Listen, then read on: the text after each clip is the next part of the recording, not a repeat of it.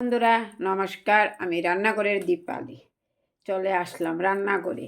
এই যে দেখুন, এইটার দাম এখন সোনার দাম হয়ে গেছে।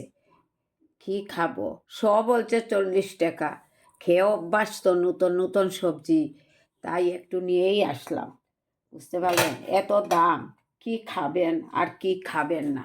বাজারে গেলে চোখ গুলু গুলু হয়ে যায়। এই যে দেখুন, একটা বড় আলু ছিল, এইটা কেটে নিয়েছি, বেগুন কেটে নিয়েছি, টমেটো আর সজনা, তা দিয়ে আজকে নিরামিষ একটা রেসিপি করব।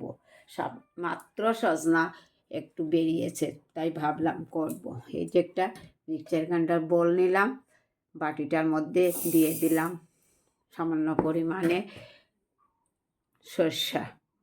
সর্ষাটা এই যে জল ছাড়া একটু পেস্ট করে নেব। জল ছাড়া সর্ষাটা পেস্ট করে নিলাম। এই যে দেখুন, খুব সুন্দর হয়েছে। ওর মধ্যে অল্প কাঁচা এই যে আদা অ্যাড করলাম, কয়েকটা কাঁচা লঙ্কা অ্যাড করলাম, অল্প জল দিচ্ছি, দিয়ে ভালো করে এই যে ঢাকনাটা বন্ধ করে নিই। মশলাটা পেস্ট করে নিয়েছি, দেখুন খুব সুন্দর হয়েছে পেস্ট করে। একটা বোলের মধ্যে জল নিলাম, একে একে এই যে কবে যে আপনাদেরকে আমার সবজি কাটা বা আমি রান্না করছি আমার পুরো ছবিটা আপনারা দেখতে পারবেন, এমন দিন যে কবে আসবে তা আমি জানি না বন্ধুরা। দেখুন, দাঁড়িয়ে দাঁড়িয়ে রান্না করতে হয়। এই যে সবজিটা দিয়ে দিচ্ছি। একটা কড়াই বসিয়ে রেখেছি চুলায়, গরম হয়ে আসছে। কড়াইটা গরম হয়ে আসছে, আমি তেল অ্যাড করছি। নিরামিষার রেসিপিতে একটু তেল দিতে হয় বেশি করে। তেল থেকে ধোঁয়া উঠছে, তেলটা পুরা দমে গরম হয়ে গেছে। 5 ফোড়ন দিয়ে দিলাম। এখানে সবজিটা ধুয়ে নিয়েছি, এবার দিয়ে দেব।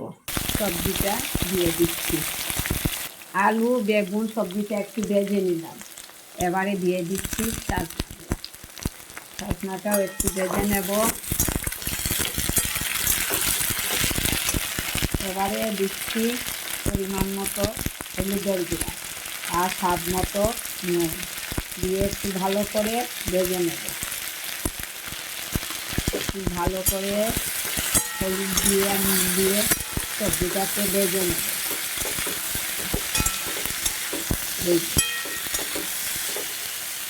আলু বেগুন সজনা ভালো করে ভেজে নিয়েছি। এবার পেস্ট করে রেখেছিলাম মশলাটা দিয়ে দিলাম, আর দিচ্ছি কাঁচা টমেটোটা।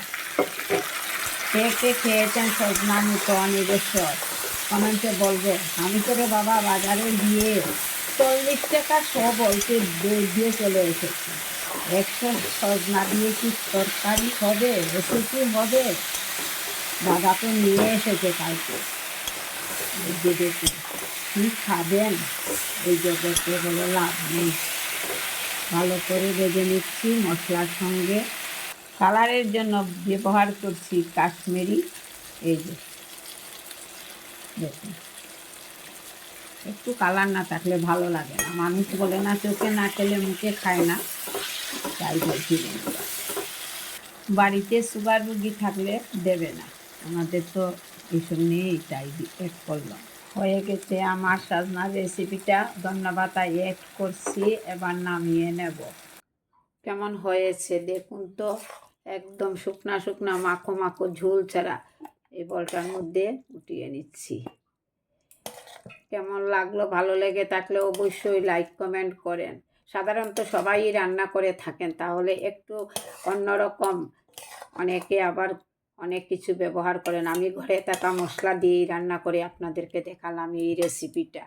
এই যে দেখুন, দুপুর 12টা বাজতে না বাজতেই চলে আসবেন রান্নাঘরে, দীপালির রান্নাঘরে।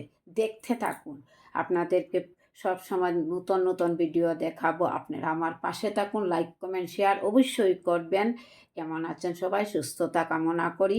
আজকের রেসিপি দেখতে আপনাদেরকে এই যে দেখালাম। সবাই ভালো থাকুন। আগামী দিনের নতুন আর একটা রেসিপি নিয়ে আপনাদের কাছে উপস্থিত হব। সবাই ভালো থাকুন, এইটুকু কামনা করি। কেমন হয়েছে আমার শস্য দিয়ে যে বানিয়েছি সজনাটা, কমেন্টে লিখবেন। আর কে কোথায় থেকে আমার ভিডিওটা দেখছেন একটু লিখবেন। সবাইকে ধন্যবাদ।